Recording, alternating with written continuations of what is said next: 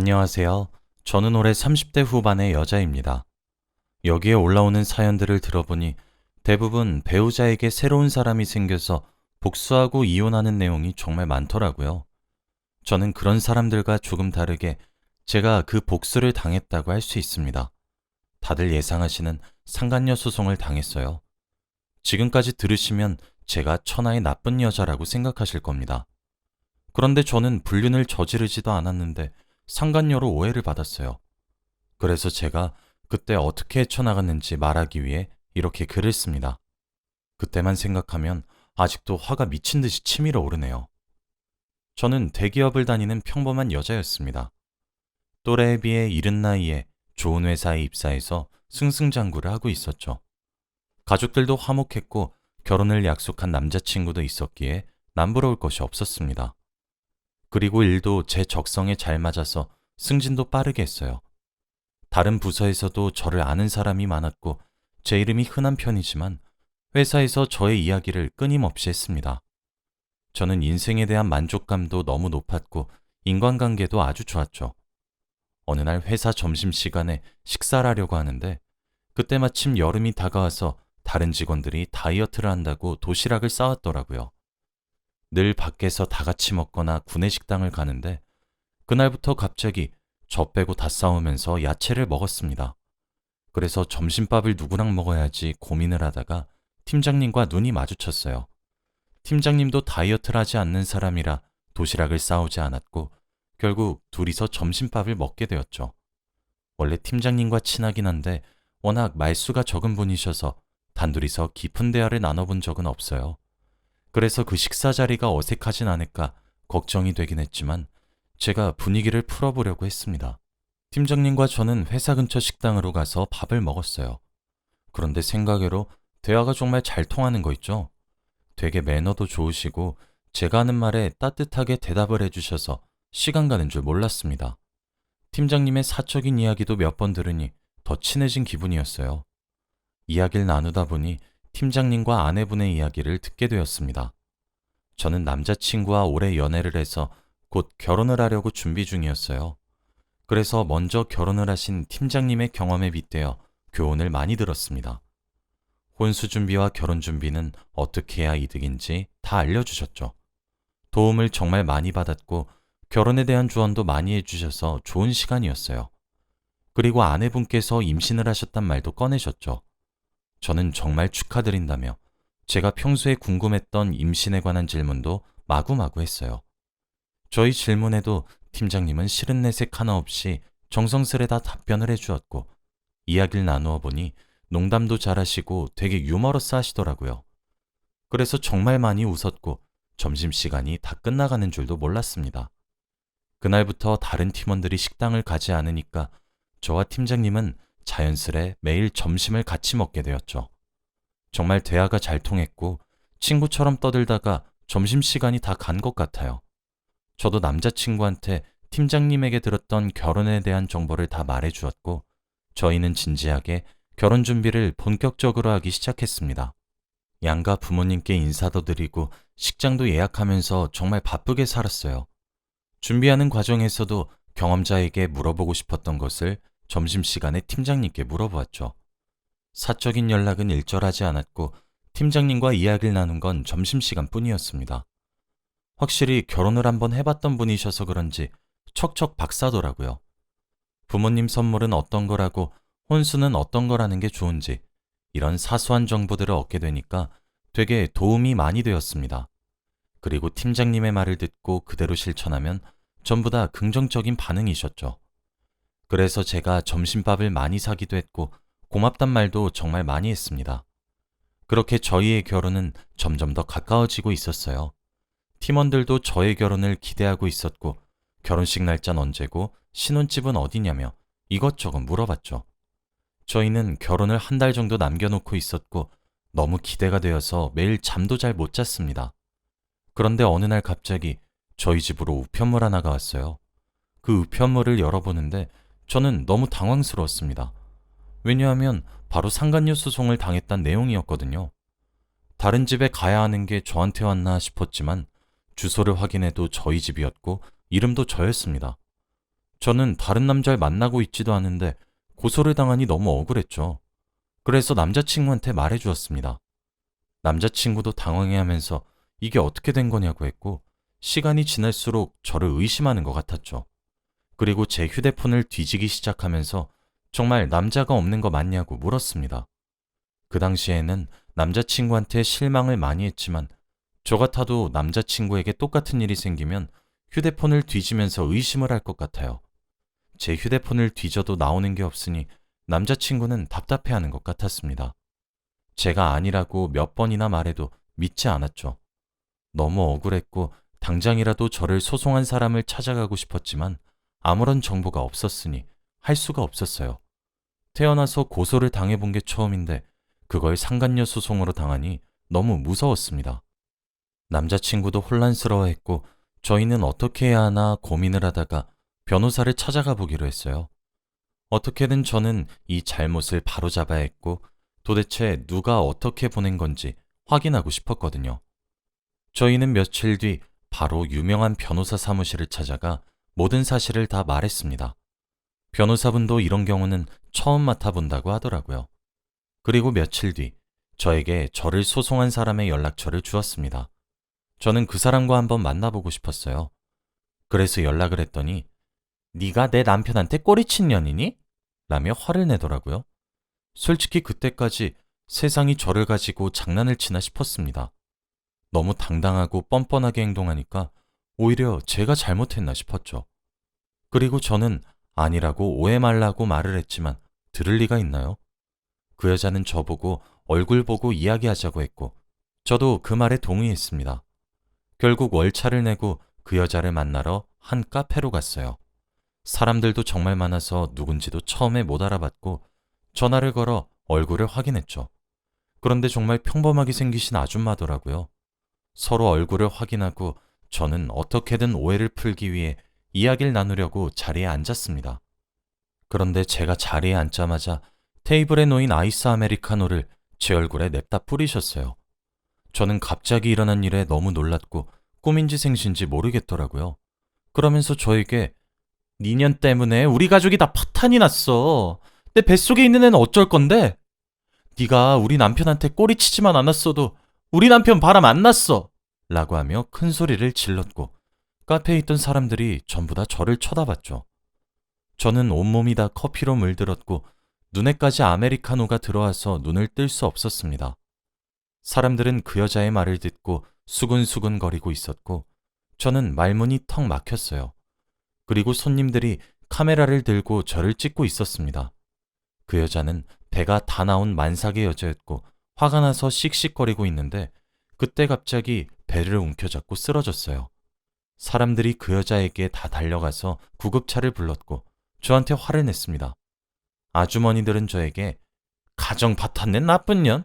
썩 꺼져! 라고 했고 어디서 소금을 구하셔서는 저에게 냅다 뿌리셨습니다. 다른 사람들도 카페에서 저를 내쫓았고 저는 죄인이 되었죠. 정말 눈물이 미친 듯이 났고 억울해서 죽는 줄 알았습니다. 저는 아니라고 불륜 안 저질렀다고 말 한마디도 못 해보고 쫓겨났어요. 아무 말도 하지 못한 제가 너무 한심했고 답답했습니다. 그리고 제 연락처는 어떻게 알았는지 전화와 문자가 계속 오더라고요. 아기 사진까지 보내면서 잘 봐. 너 하나 때문에 아빠 없는 아이로 자라게 될 우리 딸이야. 라고 하며 문자를 보냈고 저는 어떻게 해야 할지 감이 잡히지 않았죠. 그리고 제 카톡 프로필 사진을 보고 곧 결혼을 한다는 것을 알았는지 결혼식에 와서 깽판을 칠 거고 저희 친정 부모님과 시댁에도 다 알릴 거래요. 저는 그 말을 듣고 정말 소름 돋았습니다. 제가 계속해서 전화도 하고 문자도 남겼어요. 오해라고 제가 절대 아니라고 말이죠. 그런데도 계속 똑같은 말만 반복하시니까 제가 할 말이 없더라고요. 저는 이 일 때문에 스트레스가 너무 쌓여서 일에 집중이 안 됐고 결혼 준비도 너무 벅찼어요. 남자친구는 상황이 종료가 안 되니까 저보다 더 심각했죠. 변호사님도 방법을 알아보고 있다는 말만 하셨습니다. 그리고 회사 일에 집중을 못하니 팀장님께서 요즘 무슨 일이 있냐고 하시더라고요. 둘이서 같이 점심 식사를 해도 밥을 잘 먹지도 못하고 머릿속에는 소송만 생각나니까 팀장님과 대화도 잘 못하게 되었습니다. 확실히 예전과 모습이 다른 저를 보면서 팀장님이 많이 물어보셨어요. 분위기를 전환하려고 자기 이야기도 많이 하셨죠. 제가 말을 안 하니까 팀장님의 사적인 이야기를 구구절절 하시기 시작하는데 드디어 아내가 출산을 했다고 합니다. 너무 사랑스러운 딸을 낳았대요. 그래서 너무 축하한다고 말씀드렸더니 팀장님은 딸 바보이신지 저에게 자신의 딸 사진을 보여주더군요. 저는 무의식 중에 팀장님이 보여준 사진을 보았는데 정말 낯이 익었습니다. 왠지 한번 본 것 같은 아이였죠. 제가 아무 말 없이 사진만 뚫어져라 쳐다보고 있으니 팀장님이 당황해했고 저는 아무 일도 아니라며 넘겼어요. 그냥 아직 신생아는 워낙에 다 똑같이 생겨서 제가 잘못 본 줄 알았습니다. 그날 일도 잘 넘어갔고 저는 매일 그 여자의 문자로 밤잠을 설쳐야 했어요. 결혼식이 하루하루 다가올수록 정말 그 여자가 찾아오면 어떡하나 싶어서 마음 졸였어요. 어디에다가 털어놓지도 못하고 일상생활이 불가능할 정도로 스트레스를 받으니까 정말 정신병이 올 것 같더라고요. 남자친구는 결혼을 보류해야 하는 거 아니냐고 그랬고 저는 제 잘못도 아닌데 왜 그래야 하냐며 결혼을 하자고 했어요. 저에게 아무런 증거가 나오진 않는데 계속해서 고소장은 날라오니까 남자친구도 답답하겠죠. 그런데 결국 사건이 크게 터지고 말았습니다. 저희 회사 게시판에 그 여자가 글을 썼거든요. 자신의 남편과 회사 직원이 불륜을 저지르고 있다고 말입니다. 익명으로 쓰고 이름은 초성으로 되어 있지만 누가 봐도 저와 팀장님 이름이었습니다. 그리고 최근 들어서 팀장님과 제가 점심 식사를 같이 하니까 더 의심하기 쉬웠죠. 저와 팀장님이 밥을 먹고 있는 사진을 누가 몰래 찍어서 얼굴만 모자이크하고 게시판에 올렸습니다. 출근을 하자마자 회사는 난리가 났고 저는 저에게 문자를 보내며 협박을 하던 여자가 팀장님의 아내분인 것을 알고 소스라치게 놀랐어요. 그래서 제가 팀장님의 딸 사진을 보고 되게 어디서 많이 본 것처럼 느꼈던 거죠. 솔직히 제 이름이 많이 흔한 이름이고 회사에서 제 이름과 동명이인이 정말 많습니다. 그런데 다들 팀장님과 같은 부서라고 해서 다 저를 의심했고 이렇게 증거 사진까지 있으니 거의 확정인 분위기였죠. 팀장님은 저에게 미안하다고 했지만 저도 화가 많이 났어요. 도대체 제가 무슨 잘못을 지었길래 한순간에 불륜녀가 되어야 하나요? 회사 사람들은 저와 팀장님을 보고 수군거렸고 회사 내에서 엘리트 이미지였던 저는 한순간에 가정을 파탄낸 천하의 나쁜 년이 되었습니다. 정말 울고 싶었고 당장 회사를 뛰쳐나가고 싶었지만 여기서 나가게 되면 제가 정말로 불륜을 저지르는 사람이 되기 때문에 꾹 참았죠. 그리고 팀장님은 저와 그런 사이가 아니면서 적극적으로 해명하지도 않았습니다. 제가 팀장님에게 개인적으로 말을 해도 말을 아끼셨고 주위의 시선 때문에 오래 대화도 못했어요. 너무 답답하고 아니라고도 말을 하지 않는 팀장님의 마음을 이해할 수 없었죠. 그리고 그날 오후 팀장님의 아내분이 회사로 찾아왔습니다. 저희 부서로 찾아와서 오만행패를 부리셨어요. 물건을 집어던지고 쌍욕을 하면서 제 머리채도 잡았습니다. 그러면서 야, 네가 이래도 내 남편 불륜녀가 아니야? 이렇게 떡하니 같은 부서인데? 오늘 너 죽고 나 죽자. 당장 이 회사 사장 데려와. 라고 하며 난리를 피웠죠. 저는 머리채까지 잡혔고 팀장님이 상황을 정리했습니다. 난리가 난 곳에 사람들이 잔뜩 몰렸고 결국 사장님이 오셨죠. 그리고 아내분은 사장님한테 저와 팀장님을 해고시키라고 했습니다. 이런 사람들은 회사에서 일을 하면 안 된다고 말이죠. 저는 아무 죄도 없이 한순간에 잘릴 위기에 처해 있었고 계속 아니라는 말만 반복했습니다. 너무 억울하고 답답해서 눈물까지 났어요. 그런데 거기서 팀장님은 충격적인 말을 하셨어요. 여보, 이 사람 아니야. 아내분은 그게 무슨 말이냐며 당황해했고 팀장님은 한숨을 푹 쉬다가 진실을 다 말씀하셨죠. 우리 부서 김민영이 아니라 다른 부서 김민영이야. 알고 보니 팀장님과 정말 불륜을 저지르고 있던 사람은 바로 저희 옆부서 여자였습니다. 신입사원이었고 회사에서 팀장님과 한마디도 주고받지 않은 사이였기에 더 놀랐죠. 저희의 상황을 보고 있던 직원들은 한순간에 옆부서 김민영 직원을 바라보았고 그 사람은 얼굴이 시뻘개졌죠. 저는 모든 게 끝났다는 생각에 눈물이 왈칵 쏟아졌고 드디어 누명에서 벗어났다고 생각했습니다. 아내분은 어찌할 바를 몰랐고 저는 순간 화가 미친 듯이 났죠. 아내분은 저한테 미안하다며 사과를 했지만 저는 용서하지 않았습니다. 제가 아무리 아니라고 해도 믿지 않았고 말도 안 되는 말로 사람 인생을 망쳐놨으니 벌을 받아야 한다고 생각했어요.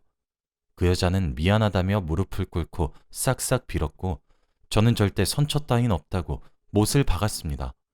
그리고 변호사를 찾아가 그 여자를 명예훼손으로 고소했습니다. 아메리카노를 냅다 뿌리고 문자와 전화로 협박을 하고 회사 게시판까지 올려서 저에 대한 이미지를 망친 건 용서할 수 없었거든요. 그리고 잘못하다가는 제가 회사에서 잘릴 수도 있었잖아요. 이미 증거는 충분했고 저는 절대 봐주지 않았습니다. 그리고 사장님은 정말 옆 부서의 김민영 씨와 팀장님을 해고시켰어요. 이렇게 한 번에 바로 해고를 시킬 줄은 몰랐는데 정말 시원시원한 성격이셨죠. 아내분의 말을 나중에 들어보니 팀장님 휴대폰을 몰래 보다가 불륜을 저지르는 사람 이름만 보았고 전화번호부에 같은 부서인 김민영 씨의 전화번호가 저장되어 있어서 그 번호를 고스란히 저장했대요. 그런데 팀장님이 바보도 아니고 그렇게 하겠습니까? 당연히 자기 불륜녀 전화번호를 저장할 때 이름은 다르게 저장하겠죠. 아내분이 팀장님과 저의 불륜 증거를 찾기 위해서 점심시간에 저희를 미행한 거였고 사진을 찍어서 그렇게 게시판에 업로드를 한 거였습니다. 그 이야기를 모조리 듣는데 왜 제가 두 사람 사이에 끼었나 싶더라고요. 그리고 저는 팀장님이 해고되자마자 팀장으로 승진을 했습니다. 직원들도 저한테 그동안 미안했다고 사과를 했고 저는 괜찮다고 했어요. 저는 결혼식 준비도 다시 시작했고 남자친구는 미안하다고 사과를 했습니다. 솔직히 다들 저를 의심한 남자친구도 다시 만나지 말고 새로운 연애를 하라고 했지만 저는 남자친구를 이해해요. 만약 저와 똑같은 상황을 남자친구가 겪는다고 해도 저는 분명 의심을 할 겁니다. 그리고 고소가 끝나고 합의금을 받은 뒤 저는 가족들에게 이야기를 다 해주었어요. 제가 이런 일을 겪었고 마음고생을 했다는 것을 알고 나서 정말 잘해줍니다. 남편도 저에게 늘 미안한 마음을 가지고 살고 있어요. 지금은 전 남편과 결혼을 하고 저희 부서의 팀장 일을 그대로 하고 있습니다. 다행히도 그 여자는 제 결혼식에 와서 깽판을 치지도 않았고 그 뒤로 연락도 없어요. 팀장님과 옆 부서의 김민영 씨는 어떻게 됐는지 들어보니 결국 헤어졌다고 하더군요. 팀장님이 그 여자 집에 몸만 들어가서 결혼한 경우여서 이혼을 하면 팀장님의 손해가 많다고 합니다. 그래서 어쩔 수 없이 헤어졌고 아내분과 팀장님은 딸을 키우면서 잘 살고 있대요. 정말 이럴 거면 왜 난리를 피웠나 모르겠습니다. 저는 그 사건이 있고 나서 사람들이 잘 쓰지 않는 이름으로 개명했어요. 동명이인 때문에 일어난 사건이어서 제 이름이 싫어졌거든요.